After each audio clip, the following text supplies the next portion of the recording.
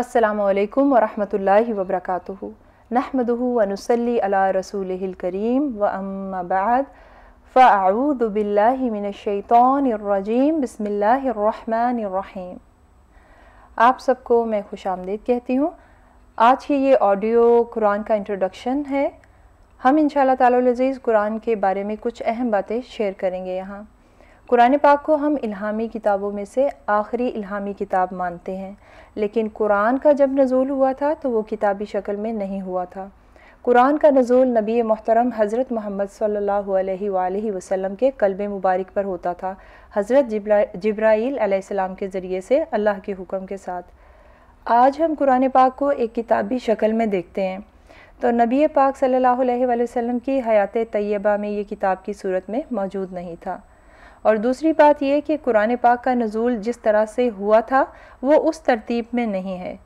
कुरान पाक की पहली सूरत तरतीब के लिहाज से आप कुरान पाक में देखते हैं सूरत फातिहा है, जबकि नज़ूल जब हुआ था कुरान का तो पहली वही सूरतुल अलक़ की थी, इक़रा बिस्मि रब्बिकल्लज़ी खलक़।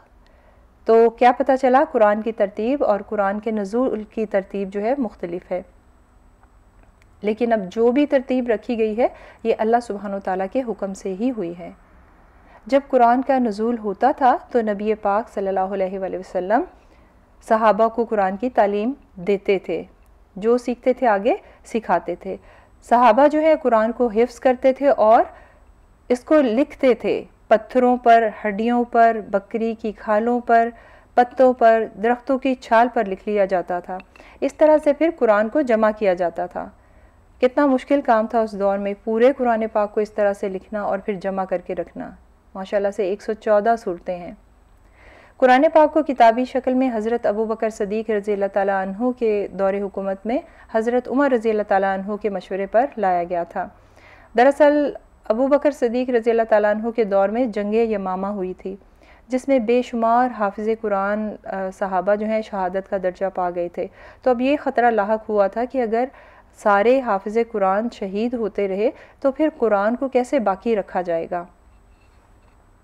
तो पहल तो हज़रत अबू बकर सदीक़ रज़ी अल्लाह ताला अन्हु हज़रत उमर रज़ी अल्लाह ताला अन्हु की इस बात से मुत्तफ़िक ना थे। वो कहते थे कि अगर ये अच्छी बात होती तो नबी पाक सल्लल्लाहु अलैहि वसल्लम के दौर मुबारक में आप सल्लल्लाहु अलैहि वसल्लम के हाथों से ही हो जाती, मगर हज़रत उमर रज़ी अल्लाह ताला अन्हु इसरार करते रहे और फिर अल्लाह सुब्हानो ताला ने भी हज़रत अबू बकर सदीक़ रज़ी अल्लाह ताला अन्हु के दिल को इस बात पर ठहरा दिया, इत्मीनान बख्श दिया कि वो फिर इस बात पर राज़ी हो गए और फिर उनके दौरे हुकूमत में पूरा कुरान पाक एक किताबी शक्ल में तरतीब दे दिया गया।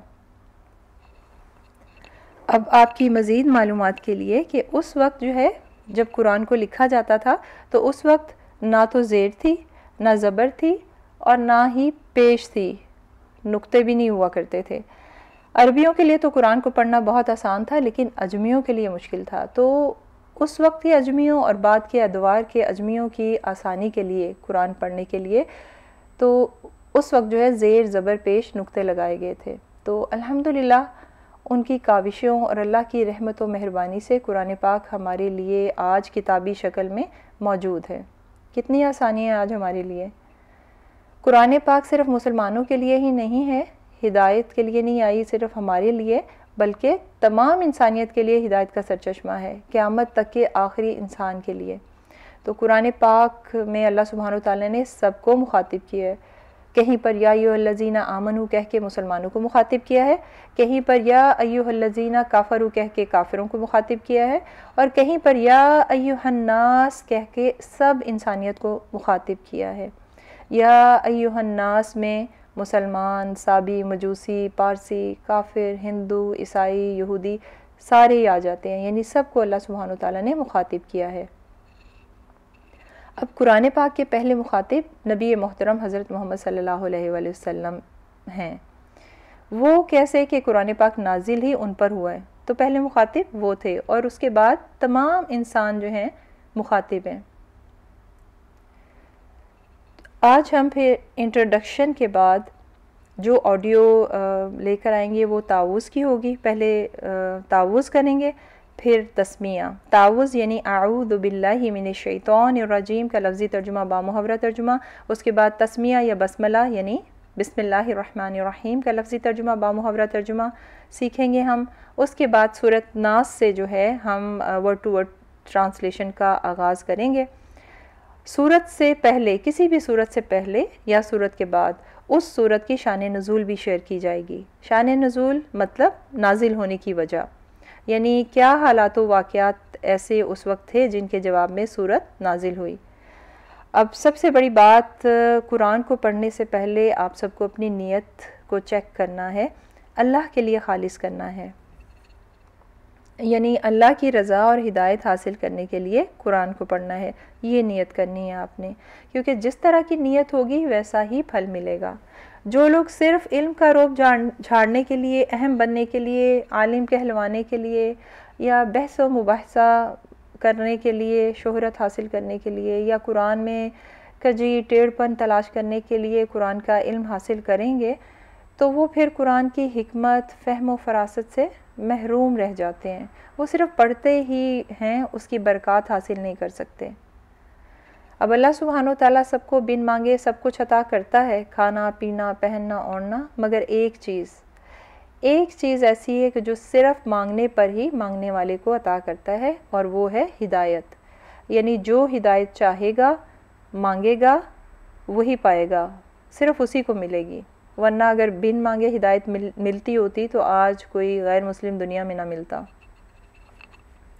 تو آپ نے دیکھا ہوگا جو لوگ ہدایت کی تلاش میں نکلتے ہیں، کوشش کرتے ہیں، دعائیں کرتے ہیں، اللہ سبحانہ وتعالیٰ ان کی سیدھے رستے کی طرف رہنمائی کرتا ہے. یہی وجہ ہے کہ کئی لوگ پھر اپنے مذاہب سے نکل کر فائنلی دین اسلام میں داخل ہوئے ہیں، اور بہت سے لوگ ایسے ہیں جو مسلمان ہیں مگر دنیا سے جاتے وقت ایمان سے خالی ہو کر اور کچھ مرتد ہو کے جاتے ہیں.